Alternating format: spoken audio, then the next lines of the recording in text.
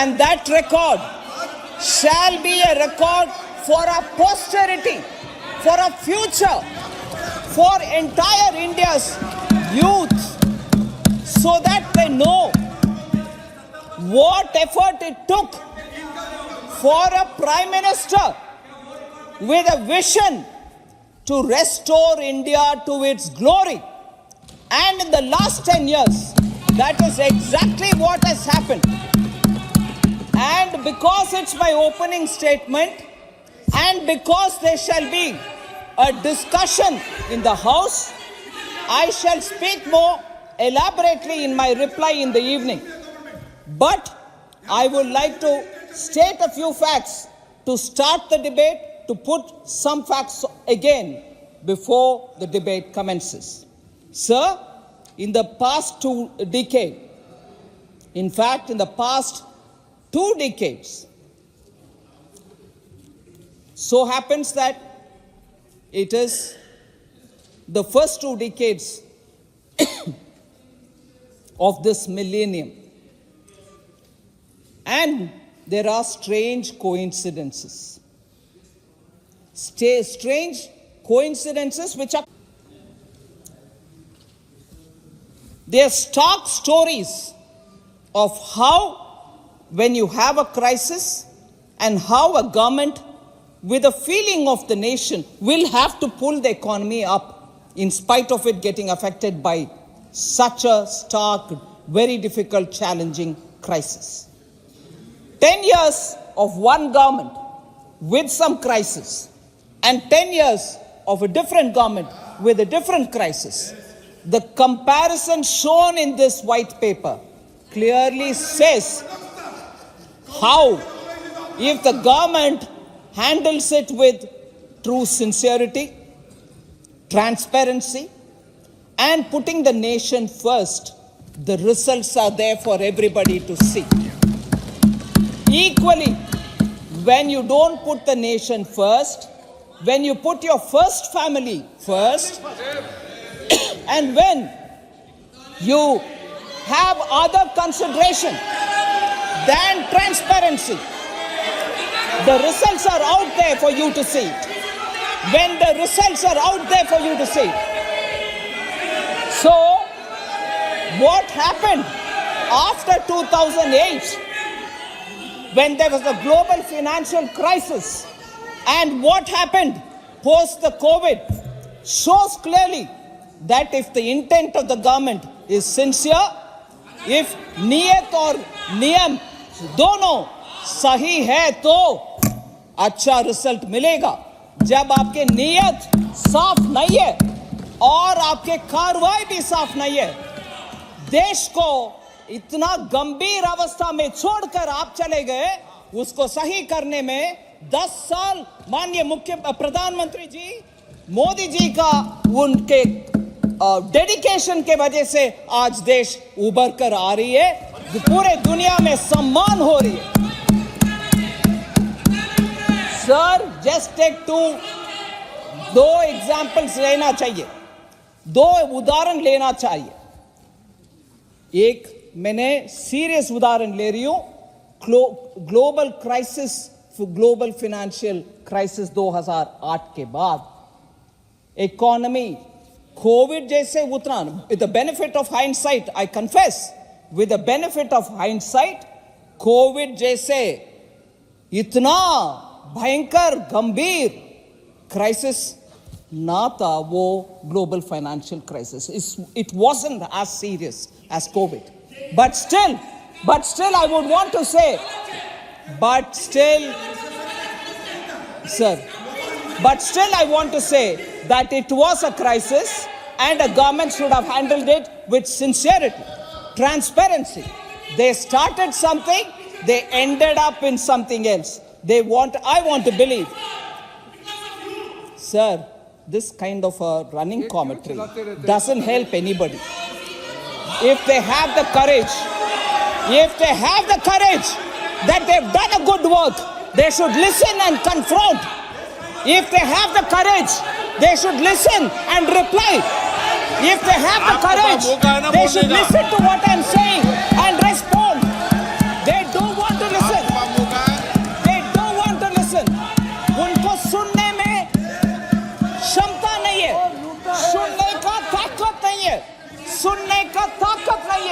इसीलिए ऐसे बात नहीं करने दे रहे।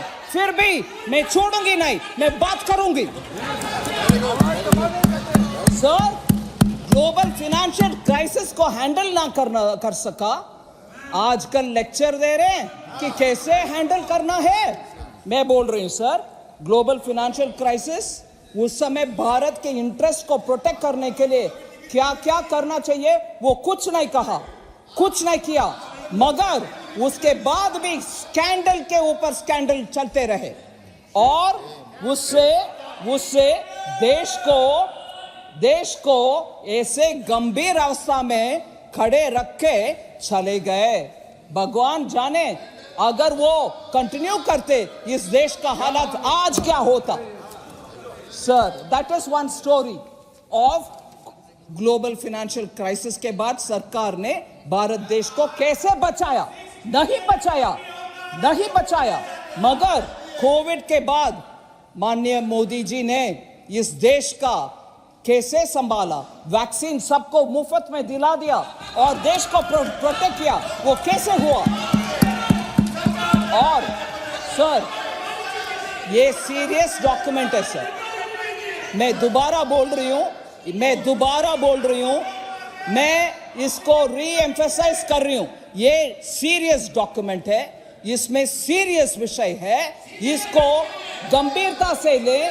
मुझे मेरा आवाज बंद करने के लिए कोशिश करेंगे वो तो नकारा फेल हो जाएंगे ही, मगर इस सच्चाई को सामना करना उस पार्टी के लिए जरूरत है।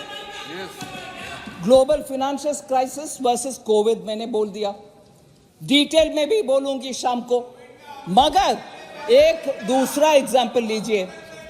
इस देश में 12 दिन का दिल्ली में ही होने वाले कॉमनवेल्थ गेम्स का हालात क्या हुआ जी, पूरे दुनिया जानता, पूरा दुनिया देखा। टॉयलेट नहीं बन पाए, फ्लैट्स नहीं बन पाए, गेम्स विलेज नहीं बन पाए, करोड़ों का रुपया का घोटाला हुआ और उसके बाद उसका विपरीत देखिए, कॉमनवेल्थ गेम्स का इतना फ्लॉप शो हुआ, भारत का बदनाम हुआ पूरे दुनिया में। दिल्ली में ही 12 दिन का कार्यक्रम, उसमें कॉमनवेल्थ गेम्स के द्वारा पूरे देश में बदनाम हुआ, पूरे विदेश में बदनाम हुआ हमारा। मगर आज देखिए G20 60 प्लेसेस में पूरे भारत देश में, किसी एक स्टेट को छोड़ा नहीं। आप भी करो भैया, आप भी होस्ट करो, आपके चीफ मिनिस्टर भी उसमें बैठ जाओ और आपके लोकल प्रोडक्ट्स का भी उन विदेशी मेहमानों को दिखाओ, आपके टूरिज्म बढ़ाओ। ये सब करके पूरे देश को साथ लेकर के G20 को इतना शानदार तरीके से चलाया मोदी जी ने। देश का सम्मान विदेश में बढ़ा है, ना कि बर्बाद हुआ। ये कंपैरिजन लीजिए ना, ये दोनों का, ये व्हाइट पेपर उसके ऊपर भी बात कर रही है। इसीलिए सर, एक विषय में बोलना चाह रही हूं सर, ये मैंने 2 उदाहरण दिया देश का सम्मान के विषय में, इकोनॉमी के मैनेजमेंट के विषय में। फ्रजाइल फाइल से आज पूरे इकोनॉमी को कैसे हम ले आए, इसके उदाहरण विस्तार से सिर्फ एक विषय बोलना चाह रही हूं सर, गंभीरता से बोलना चाह रही हूं। उदाहरण लीजिए कोल स्कैम, उदाहरण लीजिए कोल स्कैम। मैं 3 हिस्से में इसका आंसर देने वाली सामने रख रही। कोल स्कैम का पूरे डायग्नोसिस आप समझना चाहिए, उसका करेक्टिव मेजर्स कितना होना चाहिए उसके ऊपर बात करें, और उसका नतीजा क्या हुआ वो भी मैं बोलना चाह रही हूं। सर, यूपीए गवर्नमेंट ने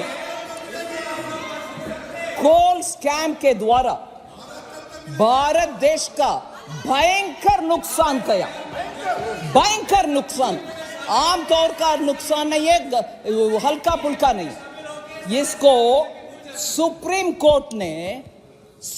कोर्ट ने उनके स्टेटमेंट में ये कहा, allocation method itself was wrongly set up, illegal backdoor route के द्वारा हुआ है, और I am quoting now, the hands of private companies for commercial use was seen in it. Commercial use unquote, क्योंकि पीछे के दरवाजे से प्राइवेट कंपनीज को बेनिफिट दिलाने के लिए, और मैं इसमें सुप्रीम कोर्ट के विषय नहीं, मैं इसमें जोड़ रही हूं, मीडिया के रिपोर्ट के मुताबिक जोड़ रही हूं, उसमें गुटखा कंपनी को, गुटखा तैयार करने वाले को भी कोल माइनिंग में इन्होंने लाइसेंस दिलवाए। इतना गंभीर काम किया है। और सीएजी के रिपोर्ट में सर, सीएजी के रिपोर्ट में यह बोला गया कोल स्कैम के ऊपर 1.86 लाख करोड़ का भारत के लिए नुकसान पहुंचाया। 1.86 लाख करोड़ का नुकसान इनके कोल स्कैम के वजह से भारत देश ने भुगतना पड़ा। फिर सर सुप्रीम कोर्ट इस सिचुएशन को इतना गंभीरता से लेकर के 214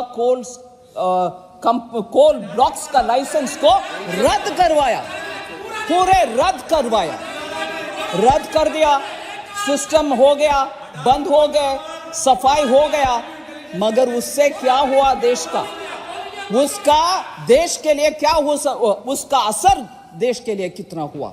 आज उसके असेसमेंट देख लीजिए सर। जॉब लॉस हुआ, इन्वेस्टमेंट नहीं आया इस देश में, उसके कारण एंसिलरी इंडस्ट्रीज जो एमएसएमई, छोटे उद्योग, लघु उद्योग, वो पूरे ठप पड़ा।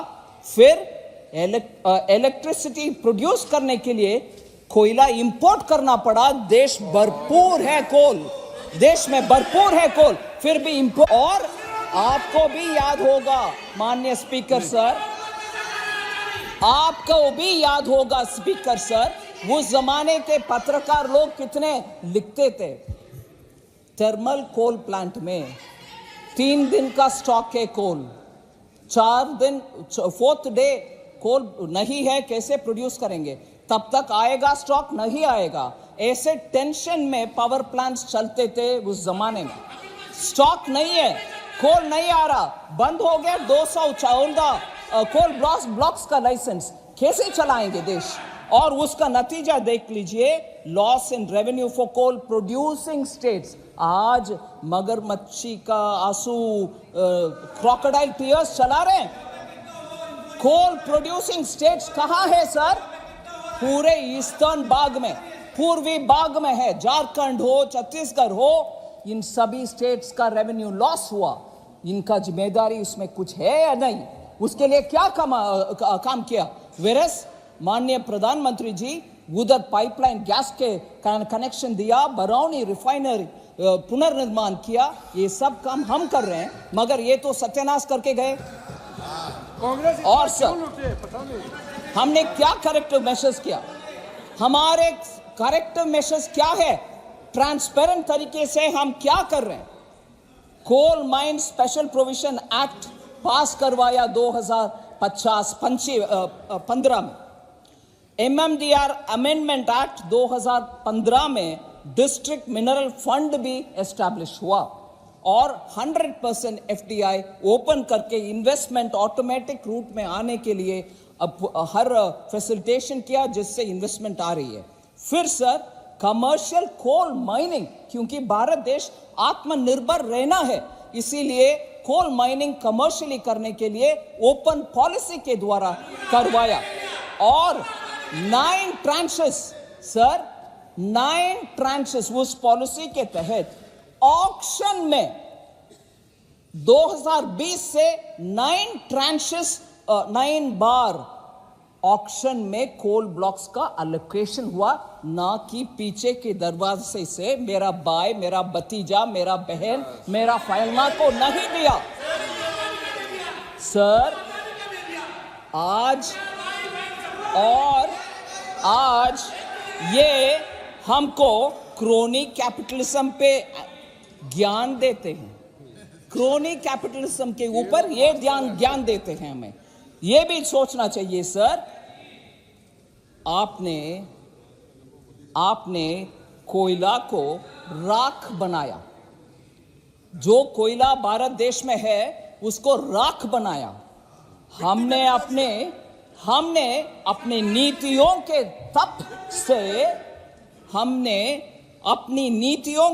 तप से कोयले को हीरा बना दिया।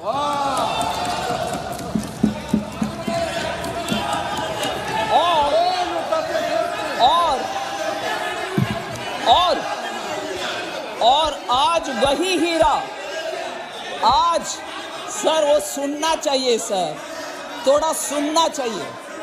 सुनिए, मैं इंग्लिश में भी बोल रही हूँ, हिंदी में भी बोल रही हूँ। सुनिए, वो आपको अच्छा होगा। सुनिए, मेरा हिंदी भी एंटरटेनिंग है, थोड़ा सुनो।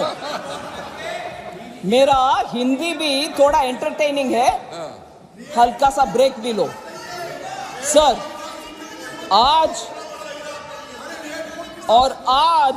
वही हीरा जो कोयला से, हमारे तप से वही हीरा जो हुआ है कोयला से, आज वही हीरा खनिज क्षेत्र में डिस्ट्रिक्ट मिनरल फाउंडेशन के रूप में अपनी चमक फैला रहा है।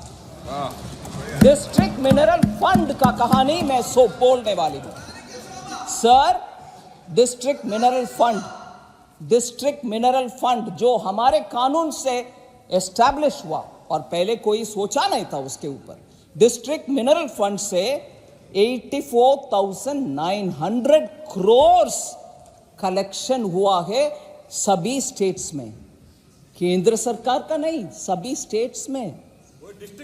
डिस्ट्रिक्ट में रहता है वो, और उसके कारण बहुत सारे एस्पिरेशनल डिस्ट्रिक्ट्स भी और ब्लॉक्स भी उसके कारण आज बेहतरी और बेटर टाइम्स देख रहे हैं। डिस्ट्रिक्ट मिनरल फंड का कलेक्शन का जानकारी मैं देना चाहती हूं सर, क्योंकि हमारे सरकार के द्वारा हुआ है वो पब्लिक के लिए हुआ, आम जनता के लिए हुआ, आदिवासी वनवासी क्षेत्र में हुआ, उस जनता को उससे फायदा हो रही है, इसीलिए मैं बोल रही हूं। छत्तीसगढ़ में 12,000 crore DMF district mineral fund का कलेक्शन हुआ है। झारखंड में 11,600 करोड़ का कलेक्शन हुआ है। कर्नाटका में जहां पैसा नहीं जाता है हमारे यहां से, कर्नाटका में, राजस्थान में 8,730 करोड़ का कलेक्शन हुआ है, और मेघालय जैसे नॉर्थ ईस्टर्न स्टेट में 90 करोड़ का कलेक्शन भी हुआ है।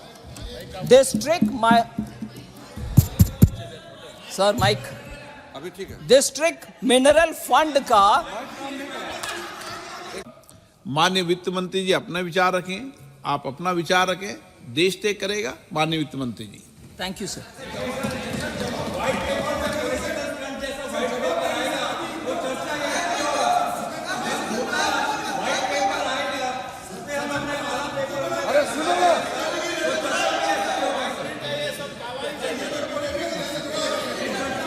सर, ये डिस्ट्रिक्ट मिनरल फंड का सर, मैं एक विषय जरूर बोल सकती हूँ सर, व्हाइट पेपर नहीं, एक विषय बोल सकती हूँ। कभी भी कांग्रेस विपक्ष में जब बैठे हैं, प्रश्न 1000 उठाते हैं, हम क्षमता से सब्र रख के सुनते हैं, मगर जब हम खड़े होते हैं जवाब देने के लिए, वो या तो भाग लेते हैं वॉकआउट करके, नहीं तो इधर बैठ करके हल्ला करते हैं। They don't have the courtesy to hear replies. I challenge them. If they have the courage, let them sit down here and reply me. बैठ करके जवाब दो, सुनने के बाद जवाब दो, डिस्टर्ब ना करो। और वरिष्ठ युवा और फ्यूचर को बहुत बढ़िया बनाने के लिए जितना पोटेंशियल लोग में है, वो लोग भी ऐसे रोल बनाते हैं अपने आप को कि चिल्लाते रहो, महिला हो, पुरुष हो, प्राइम मिनिस्टर हो, कोई और हो, चिल्लाते रहो, क्योंकि सच्चाई आ रहा है इधर से, सच्चाई हम बोल रहे हैं, सुनेंगे नहीं। ठीक है, मैं बोलती हूं अभी DMF डिस्ट्रिक्ट मिनरल फंड। ये तरीका है। आपको मौका मिलेगा, प्लीज बैठिए, प्लीज बैठिए। वित्त मंत्री जी। सर झूठ अनपार्लियामेंट्री है सर, वो तो कम से कम करेक्ट करने दीजिए। झूठ अनपार्लियामेंट्री है सर, करेक्ट करने के लिए बोलिए। सर डिस्ट्रिक्ट मिनरल फंड इतना कलेक्शन के बारे में मैंने बोला। छत्तीसगढ़ में 12,000 करोड़, झारखंड में 11,600 करोड़, कर्नाटक में 4,467 करोड़, उड़ीसा 24,600 करोड़, राजस्थान 8,730 करोड़, मेघालय 90 करोड़। ये सब से क्या फायदा हो रही है ग्राउंड में, ये भी हम समझना चाहिए। डिस्ट्रिक्ट मिनरल फंड से क्योंझार उड़ीसा में डिजिटल डिस्पेंसरी उड़ीसा में बनाया गया। As a result basic health care, telemedicine consultation, free medicine सब उड़ीसा में डिस्ट्रिक्ट में, वो भी क्योंझार रही है। सेकेंड सर, क्या तकलीफ है? ये क्या तकलीफ है सर? सुनिए ना। सेकेंड,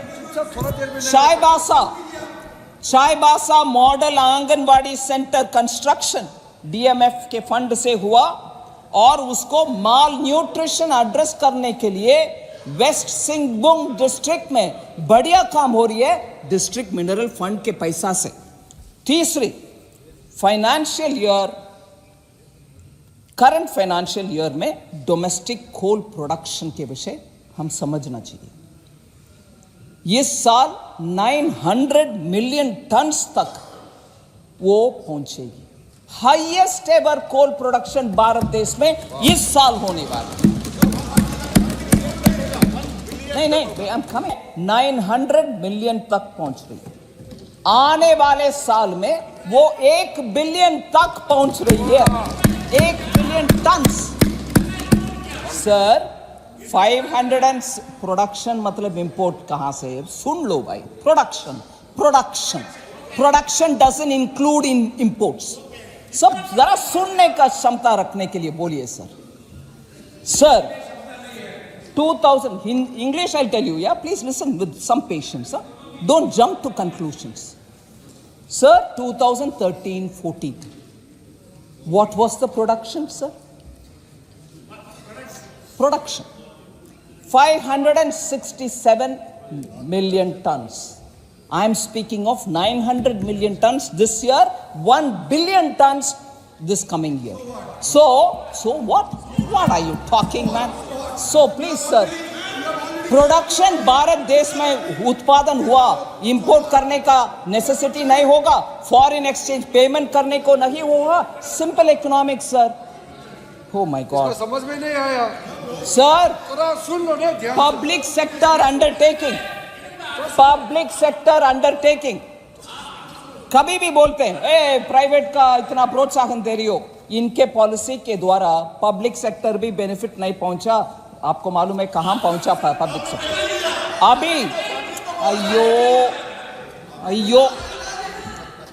अयो please listen sir. PSU coal production, coal India production, coal India public sector undertaking है sir. Public sector undertaking coal India. Sir ये क्या हो रही है सर? ये क्या हो रही है सर? प्लीज बैठिए। What is going on? Please no, please बैठिए सर। प्लीज। सुनो भाई, सुनो आदिर रंजन जी, प्लीज सुनो भाई, सुनो sir. Public sector undertaking coal India limited 2013-14 में से लेकर के 2013-14 से लेकर के आज तक और 22-23 तक कैपिटल एक्सपेंडिचर उनके द्वारा जो हुआ 4.3 टाइम्स हुआ है उससे पहले के जमाने से तुलने में। So public sector undertaking is also prospering, is also additionally investing, is also producing. ये जितना भी चल रहा है प्राइवेट सेक्टर के ऊपर सर, ये झूठ क्या है सर? पार्लियामेंट्री है क्या? निकाल दिया। Please remove that, remove, expunge करिए। ये झूठ क्या चीज है? Sir I go to the next. Sir चाहिए आप लोग। दूसरा एक और एग्जाम्पल करती हूं सर। इनको सह नहीं पा रहे हैं कि इतना सच्चाई आ रही है उनके और उनके पूर्व अध्यक्ष जी भी बैठे हैं, उनको इंप्रेस करना है। मैडम हम डिफेंड कर रहे हैं हमारी पार्टी को, गलत बयान दे रहे हैं, झूठ उपयोग यही कर किया बोलते हैं। मगर मैं बोलती हूं 3 उदाहरण। स्टेट बैंक ऑफ इंडिया का 1976 में श्री R.K. तलवार जी होते थे एक चेयरमैन, बहुत बड़ा रिस्पेक्टेड चेयरमैन था बैंक में, ठीक है सर। वो उनके इमरजेंसी के टाइम में, क्योंकि उनके पसंदीदा एक पार्टी को लोन नहीं दिया, उसके कारण उनको सीबीआई के द्वारा इतना सताए। और के तलवार एकदम इंटीग्रिटी के साथ क्लीन व्यक्ति था, स्टेट बैंक ऑफ इंडिया के चेयरमैन रहते थे, एकदम क्लीन एंड इंटीग्रिटी में हाई होने वाले इस व्यक्ति को, क्योंकि उनके कोई रिश्तेदार या दोस्त को लोन नहीं दिया, उनको सीबीआई के द्वारा इन्वेस्टिगेशन करके फिर they wanted to somehow remove him, हटा भी दिया उनको। क्योंकि नहीं, ये नगरवाला नहीं है, ये एसबीआई का एक R.K. तलवार का स्टोरी है 1976। उससे पहले 1950 का स्टोरी लीजिए, मुंद्रा स्कैम। उसमें हरिदास मुंद्रा जी ये कलकत्ता बेस्ड इंडस्ट्रियलिस्ट थे, उसको उनके कंपनी में LIC के द्वारा लोन, LIC के द्वारा इन्वेस्टमेंट करने के लिए था। I am coming, madam. I will come to speak on the white paper. Of course I will do.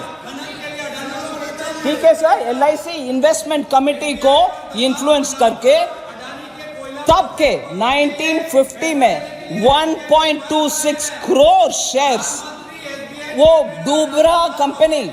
डूबने वाले कंपनी में LIC के पैसा 1.26 करोड़ डलवा दिया। उसके कारण जब वो स्कैम बाहर आया, उस समय के फाइनेंस मिनिस्टर को बलि का बकरा बना करके हटा दिया। टी कृष्णमाचारी जी को बलि का बकरा हुआ वो फाइनेंस मिनिस्टर, ठीक है जी। और ये चरित्र हम मन में रखना चाहिए, ये चरित्र कांग्रेस पार्टी का हम मन में रखना चाहिए। फिर मैं बोल रही हूं सर, 2004 से लेकर 14 तक फोन बैंकिंग जो व्हाइट पेपर में बाग है उसमें अंग है, ये बाकी सब नहीं है व्हाइट पेपर के ऊपर बात करने के लिए। सिफारिशों के सौगात से ही एनपीए संकट शुरू हुआ। एनपीए के संकट उससे ही शुरू हुआ, और कोलैटरल भी नहीं था, या आधा कोलैटरल दे करके पूरे लोन लिया। जब एनपीए को सुधारने के लिए हम जा रहे हैं, कोलैटरल लोन अगर 1 करोड़ का था, कोलैटरल 30 लाख तक भी नहीं था। तो लोन देने के लिए बैंक को कंपल कर रही हो। फिर जब वो एनपीए हो जाता है, उनके कोलैटरल का कागज का टुकड़ा कुछ वैल्यू भी नहीं है, फिर बैंक कैसे सुधारेगी? सो बैंकिंग में, इंडियन इकोनॉमी में कंपनीज का असर मैं बोल रही हूं। Gross non performing asset ratio in public sector banks increased by 12.3% in 2013 itself। उस समय ही 12.3% इंक्रीज हुआ gross NPA. Oh sir, gross NPA in public sector banks 2009-10 में 2% था, 2.2% था, वो बढ़ करके 14% तक गया, 4.4% तक गया। Sir, return on assets for public sector banks fell from 0.97% to 0.5% between 9-10 to 13-14। Cost of funds, cost of deposits सब increase हो गया था। बैंक्स ने लोन देने के काम को बंद करके बैठे क्योंकि उनसे आगे हो नहीं पा रहा था। No recognition of bad loans हो गया, आपको उसी समय पता चला, मगर बैंक बैड लोन को रिकग्नाइज तक नहीं किया और एवरग्रीनिंग भी हुआ। या but I have to set the context माननीय मंत्री जी। Sir, March 2014, the top 200 companies, this is absolutely important, top 200 companies, हाँ तक नहीं होना चाहिए जी, देश का बर्बादी, आप कैसे तक हो गए सर? टॉप 200 कंपनीज मार्च 2014 में top 200 companies with an interest coverage ratio of less than 1 owed banks, ये important data है सर। टॉप 200, प्लीज बैठिए।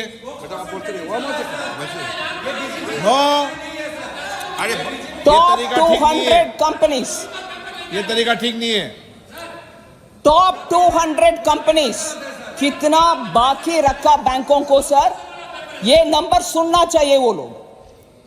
Top 200 companies in March 2014 owed about 8.6 lakh crores to the banks.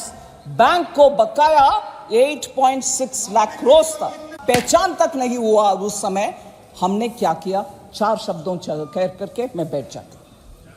Recapitalisation किया bank का, asset quality review किया bank का, reserve bank of India के द्वारा order हुआ उसका, प्रोविजनिंग किया, बैंक ब्यूरो सेटअप किया, डायरेक्ट लेंडिंग को फोन करके किसी को डायरेक्ट करके ले लोन दो ऐसे आदेश नहीं दिया। 4 स्ट्रैटेजी फॉर्म किया, आर का recognition, resolution, recapitalisation and reforms. IBC कानून ले आया जिससे जल्दी जल्दी निपट लें केसेस को और बैंक को पैसा वापस दें। मर्जर ऑफ बैंक्स बनाया, बैंक को मर्ज किया, फिर professional boards and independent directors को अपॉइंट किया। उसका असर क्या है, हमारे इतने सारे स्टेप्स का कारण क्या हुआ, ये भी है व्हाइट पेपर में। इतना मेहनत करके ये सब करके आज उसका अच्छा रिजल्ट हम देख रहे हैं। क्या अच्छा result sir? Decline in the gross NPA ratio to a multi year low of 3.2%। NPA ratio कम होकर के 3.2% आया। Profitability of PSBs, public sector bank के profitability increase from 37,000 crores to 1.08 lakh crores। Public sector bank आज कमा रहे profit. फिर sir, banks are handing over record dividend to the government, जिससे जन कल्याण के कार्यक्रम हम कर पा रहे हैं। डिविडेंड पब्लिक सेक्टर बैंक दे रही है।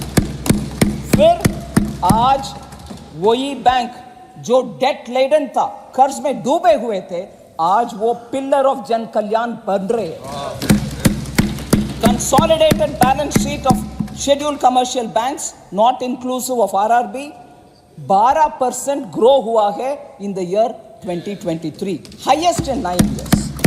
Therefore, sir, आज revival of credit growth, capital formation और जन कल्याण के लिए कदम, पॉलिसी, लेजिस्लेटिव मेजर्स, इन सब के ऊपर ट्रांसपेरेंसी के साथ हम होंगे, जनता हमारे सपोर्ट देंगे, ब्लेसिंग देंगे। धन्यवाद सर।